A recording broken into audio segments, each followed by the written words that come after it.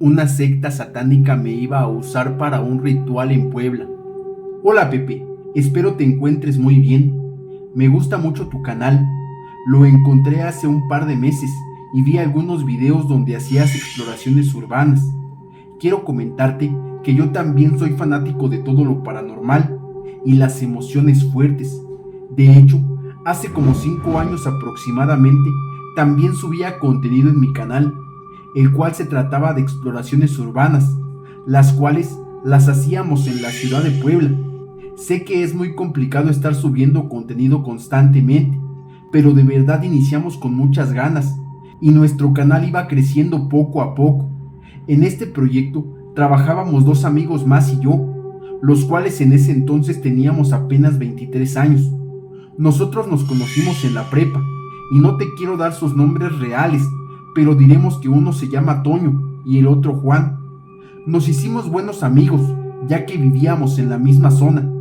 Para este punto, ya habíamos ido a explorar lugares como el edificio El Parral, la casa abandonada de Fuertes de Loreto, entre otras más que seguramente la gente de Puebla conoce. Ya habíamos vivido algunas experiencias, pues a veces escuchábamos susurros, gritos e incluso una vez nos aventaron piedras, pero realmente no habíamos pasado por una experiencia muy fuerte, así que una tarde no sabíamos a dónde ir a grabar. Nos habíamos quedado sin ideas. Queríamos vivir algo realmente fuerte para poder darle un buen contenido a nuestros seguidores, pero como no se nos ocurrió gran cosa, decidimos ir a un panteón que estaba muy cerca de mi casa, como a 10 minutos aproximadamente. No quiero darte el nombre de los lugares, porque la experiencia que viví es de lo más horrible, y no quisiera que nadie pasara por esto. Bueno, continúo. La verdad nunca habíamos entrado a un panteón de noche, e íbamos un poco nerviosos, porque ahí sí o sí hay difuntos, pero aún así estábamos muy emocionados, y nos dirigimos al lugar. Nadie sospechaba que aquella noche oscura íbamos a pasar una de las peores experiencias de nuestras vidas, pues nos íbamos a encontrar en el lugar equivocado y en el momento equivocado. Preparamos nuestras linternas, las cámaras y llevábamos algunas baterías extras por cualquier cosa. Recuerdo que cuando llegamos al panteón, intentamos convencer al velador para que nos dejara entrar e incluso le ofrecimos dinero, pero se negó. Algo que me pareció extraño es que nos dijo que por nuestro bien mejor ya nos fuéramos a nuestras casas. Nosotros solo le dimos las gracias y nos retiramos. Caminamos un poco y en el camino íbamos comentando que ya no teníamos material para subir esa semana. Ocupábamos documentar algo pronto para no dejar a nuestros seguidores sin contenido y más que nada para seguir creciendo el canal. Mientras caminábamos por los alrededores del lugar, tomamos la decisión de entrar al panteón por la parte de atrás. Como vivíamos cerca de la zona, ya sabíamos por dónde podíamos brincarnos fácilmente, sin tanto problema. Primero se brincó Toño. Él era muy alto y no batalló tanto. De un brinco ya estaba del otro lado. Después fue Juan, que aunque es el más bajito de estatura, siempre ha sido muy atlético. Al final entré yo, que aunque en ese entonces era muy delgado, tenía muy poca condición, cosa que esa noche me jugaría muy mal. Ya estando adentro, encendimos nuestras linternas y comenzamos a pensar por dónde caminar para ir grabando y evitar ser vistos por el velador. La verdad todo iba bastante bien. Escuchamos algunos lamentos e incluso pudimos ver unas sombras. A pesar de que estábamos muy asustados, también estábamos fascinados por toda la experiencia que estábamos viviendo, y más porque lo estábamos documentando en cámara. Sabíamos que sería un gran video. Ya estábamos por salirnos, pues ya llevábamos como 1 hora grabando, pero a lo lejos comenzamos a escuchar como unas tipo alabanzas, pero no se veía nada. Toño tenía la cámara y nos dijo que teníamos que ir a ver qué era eso. Si lográbamos grabarlo, sería muy buen material. Yo para este punto ya me quería salir. Me estaba sintiendo muy cansado y comencé a tener un mal presentimiento, pero mis amigos estuvieron de acuerdo en ir, así que quedamos en ir a grabar eso que se escuchaba y después ya nos saldríamos. Nos comenzamos a acercar, pero cuando ya estábamos a unos cuantos metros, distinguimos que había como una luz muy tenue en el piso. No sabíamos qué era, porque una de las tumbas no nos permitía ver. Cuando estuvimos ya como a 2 metros, pudimos ver que había un círculo de personas en el lugar. Estaban alrededor de lo que parecía una tumba. Tenían veladoras prendidas y en medio de la tumba estaba lo que parecía un chivo negro enorme. Estaba de pie con el rostro mirando hacia el cielo. Yo estaba impactado cuando de repente sentí como esa cosa volteó justo a donde yo estaba, y puedo jurar que me miró a los ojos, mientras gritaba algo en una lengua que desconocía. Su voz era horrible. Escuché como mis amigos me gritaron algo y salieron corriendo, pero yo no daba crédito a lo que estaba pasando. Era algo irreal. Intenté salir corriendo detrás de ellos, pero vi que ya iban muy lejos, y antes de que pudiera reaccionar, todo se volvió oscuro y perdí el conocimiento. Cuando desperté, me encontraba atado en un cuarto maloliente. Estaba completamente oscuro y yo estaba todo mojado. Al parecer, alguien me había aventado agua para despertarme. Traté de abrir bien los ojos, pues a pesar de que no los tenía vendados, no podía ver absolutamente nada. Incluso creí que me había quedado ciego. En medio de ese silencio abrumador, pude escuchar una voz susurrante que hizo eco en mi cabeza. Era la voz de una mujer y me dijo: «Felicidades, cabrón. Has sido escogido para ser parte de un ritual. Le vamos a ofrecer tu alma a Satanás. Tienes que sentirte orgulloso». Yo comencé a llorar y a gritar. Le pedí que me dejara ir, que mis padres me estarían buscando y me iban a encontrar, que yo era una buena persona y solo estaba creando contenido para mis redes sociales. Esa mujer solo me dijo que me callara, que su ser supremo ya me había elegido y no había vuelta atrás. Encendió una pequeña veladora y salió del lugar. A medida que mis ojos se iban ajustando a la luz tenue, pude ver el símbolo de esa secta marcado en las paredes, junto a extraños objetos. La verdad, no quiero profundizar demasiado en cómo eran sus símbolos, porque aún vivo con el temor de lo que me puedan hacer. Pero bueno, regreso a mi historia. Pasaron algunos días y esta mujer era la encargada de llevarme comida. Al principio se negaba a dirigirme la palabra, pero con el pasar de los días supe que a ella también de alguna forma la tenían ahí a la fuerza. Su nombre no lo diré, pero para esta historia le pondremos Karina. Me contó que ella desde que recordaba vivía en ese lugar y que no tenía a sus padres, pues al parecer la habían abandonado y la secta la había rescatado, pero no la dejaban salir del lugar. Yo le decía que su caso era muy raro, que tal vez la habían secuestrado desde pequeña. También le comenté que afuera muchas familias se la pasaban buscando a sus familiares y que era muy común que no los encontraran, pero ella no me creía. Le comencé a preguntar si ella sabía algo de mis amigos, pero al parecer yo era el único que estaba en ese lugar, lo cual me preocupaba mucho, pues esperaba que mis amigos estuvieran bien. Karina me contó que desde pequeña la habían preparado para ser una de las sirvientas para su dios, y cuando cumplió los 18 años, juró lealtad a su dios y a su secta por medio de un ritual. A pesar de eso, podía notar tristeza en sus palabras. Yo le contaba cómo era mi vida afuera, que salía con mis amigos, estudiaba y era muy feliz, y que teníamos libre albedrío para creer en lo que nosotros quisiéramos, incluso no creer en nada. Yo, en mi escepticismo, le pregunté sobre la cabra que había visto aquella noche en el panteón y que incluso vi hablar. Le pregunté que qué era y si era algún demonio, pero resulta que era un hombre que habían bañado con la sangre de ese animal y le habían hecho una cabeza de cabra a su medida, pues era parte de un ritual para buena fortuna. Al parecer, era un político muy poderoso. Pasaron unos días más y comencé a ganarme la confianza de esta chica. Para este punto, descubrí que los miembros de la secta creían que sacrificando almas inocentes lograrían alcanzar poderes inimaginables. También me comenzó a detallar cómo eran los rituales sangrientos y la fecha inminente en la que planeaban llevar a cabo mi sacrificio. Era cuestión de días antes de que todo se consumara y sabía que tenía que evitarlo. Supe que era una carrera contra el tiempo mientras trataba de encontrar una salida.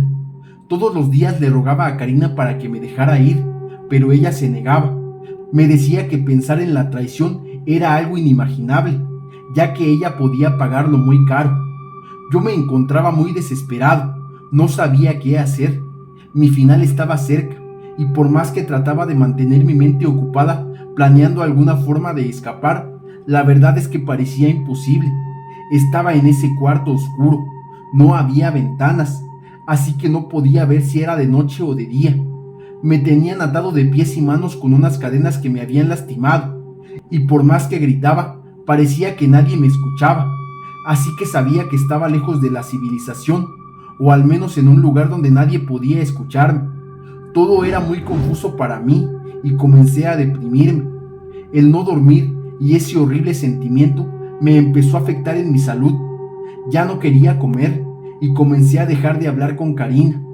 Ella me decía que tenía que comer, pues si no lo hacía, iban a comenzar a mandar a unos hombres para obligarme a hacerlo, y no sería de una buena manera. A mí ya dejó de importarme todo. Ya no sabía cuántos días habían pasado, pero pensaba que si iba a morir de todos modos, lo mejor era que fuera lo antes posible. Yo solo notaba cómo la mirada de Karina cada día iba siendo más de tristeza y compasión. Recuerdo que un día llegó muy golpeada y le pregunté que si estaba bien, aunque en ese momento no me quiso decir nada. Después me enteré que cuando ella cuestionó a uno de los líderes sobre su pasado y sus padres, este le reveló que la habían sustraído de su casa, pues su padre tenía un pacto con ellos y no lo había respetado, así que ahora a ella les pertenecía. Bueno, continúo con mi historia. Ese día que llegó Karina muy golpeada, me dijo que me iba a ayudar. Aún faltaba una semana para el ritual, pero nosotros nos íbamos a escapar un día antes de que lo realizaran. Ella sabía que ese día era perfecto, pues todos estarían muy ocupados con los preparativos del ritual y habría menos gente en el lugar, pero me dijo que tenía que comer bien y descansar para que no pudiéramos fallar. Yo no sabía qué pensar, desconfiaba mucho de Karina, pues sabía que podría estarme preparando para poder estar bien en ese ritual, pero por alguna razón decidí confiar en ella. Pensé que todo lo que me quedaba era mi vida, y de cualquier forma la podía perder, así que tenía que aferrarme al único rayo de esperanza que me quedaba. Pasaron los días, y el día que habíamos pactado se llegó. Yo me encontraba muy nervioso, pues sabía que cualquier error podría ser fatal. De repente, vi cómo Karina entró por la puerta. Traía mis alimentos. Una cosa muy importante que olvidé mencionarte es que durante todo este tiempo Karina siempre usaba un tipo de túnica de color oscuro, así que debajo de ella sacó una bolsa con ropa y otra túnica. Me desencadenó y me dijo que me la pusiera. Me comentó que teníamos pocos minutos para poder escapar, pues justo en esos momentos los pocos vigilantes que tenían estaban haciendo cambio de guardia. Yo le hice caso y me puse la ropa. En cuanto abrió la puerta para salir, yo dudé un poco. Pensé que aún podría ser una trampa, y quizá ahí afuera estarían los miembros de la secta esperándome, pues se veía muy oscuro, como si fuera de noche. Me encomendé a Dios y puse mi vida en sus manos. Cuando salí, me percaté de que efectivamente ya era de noche. Karina me dijo que la siguiera. Parecía una casa antigua. Comenzamos a caminar por varios pasillos. De verdad, eso era un laberinto, y todo estaba muy oscuro. Las pocas lámparas que había alumbraban muy poco. Seguimos caminando hasta llegar a un pequeño patio. Ahí paramos en seco, pues escuchamos muchas voces. Pensé que quizá ya nos habían descubierto, o incluso creí que ese era el plan de la secta para sacrificarme. Todo era confusión en mi cabeza. Nos metimos en un pequeño cuarto, donde distinguí que había muchos botes y escobas. Estuvimos ahí unos minutos, pero me parecieron horas. Salimos cuando escuchamos que las personas que estaban hablando pasaron por afuera del cuarto donde estábamos y se fueron de largo. Llegamos a un pequeño pasillo. Era muy largo y no se veía el final, solo era oscuridad. Cuando llegamos al final, bajamos unos escalones y pude ver que era un jardín enorme. Ahí comenzamos a correr. Corrimos en línea recta hasta que llegamos a un punto donde estaba lleno de árboles.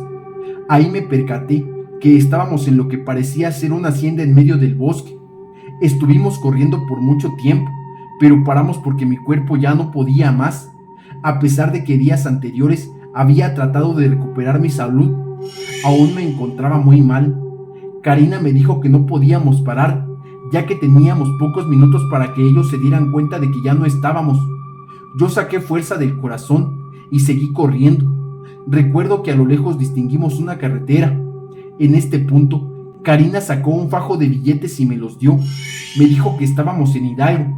Me dio un teléfono y me dijo que le marcara a mis padres para decirles que si estaban en casa tenían que salir de ahí e irse a un lugar seguro, y más tarde yo les diría a dónde debían ir por mí. Me comentó que ella ya tenía un plan. Me iba a acercar a un lugar seguro y me pidió que con el dinero que me había dado me comprara algo de ropa y comida. Yo no entendía qué estaba pasando, pero seguimos corriendo hasta llegar a la carretera. Estaban pasando muchos autos. A pesar de eso, yo seguía desconfiando de todo, más cuando de la nada se detuvo una camioneta y Karina se subió. Me dijo que me subiera con ella o si no me iban a encontrar. Yo estaba muy indeciso. Pensé en correr a alguno de los autos y pedir ayuda, pero nuevamente algo me hizo confiar en ella. Subí a la camioneta y pude ver que manejaba una mujer como de 40 años. Al parecer era amiga de Karina y la estaba ayudando a escapar, o al menos eso quería creer. En el camino me dijo que iban a acercarme a un lugar seguro. Era un hotel. Ahí le tenía que mandar mi ubicación a mis padres para que pasaran por mí. Yo le pregunté que ella qué iba a hacer. Le pedí que viniera conmigo, pero me dijo que ella había encontrado la información de sus padres y que ya se había contactado con ellos. Al parecer, ya la estaban esperando en la Ciudad de México. Me dijo que cuando ya estuviera en un lugar seguro, se pondría en contacto conmigo al celular que me había dado. Yo le agradecí. En medio de lágrimas le di un abrazo. Me había salvado la vida y le rogué por volver a verla en algún momento mejor, para agradecerle todo. Se despidió y vi cómo se alejó en la camioneta. Esa fue la última vez que la vi. Días después, supe que una camioneta con las mismas características había sido encontrada totalmente calcinada y con los de dos mujeres adentro. Espero que solo haya sido coincidencia, pero algo me dice que fueron ellas, porque ya nunca se comunicó conmigo. Por mi parte, yo no me quedé donde me dejó. Tomé la decisión de tomar un taxi e irme a otro lugar. Compré un celular en una tienda de autoservicio. Compré ropa. Me hospedé en un albergue católico y desde ahí les mandé la ubicación a mis padres. Como a las 3 horas de que les había mandado la ubicación, mis padres ya estaban ahí, junto con mis hermanos. Cuando los vi los abracé como nunca. No tuve que explicarles mucho la situación, pues al parecer estaban enterados casi de todo, ya que les habían llamado para amenazarlos, en que si llamaban a la policía, no iban a saber nunca más de mí. Nunca pidieron un rescate, pues solo los amedrentaban. Al otro día, viajamos a la Ciudad de México y nos fuimos para otro país, en donde pedimos asilo. Yo no volví a tener contacto con mis amigos, solo cerré todo lo referente a las redes sociales. Con mi historia, espero que las personas tengan cuidado en dónde se meten. A veces no vale la pena arriesgarse por unos likes de gente que ni conoces. Espero que mi testimonio les ayude a cuidarse y a no meterse en lugares peligrosos.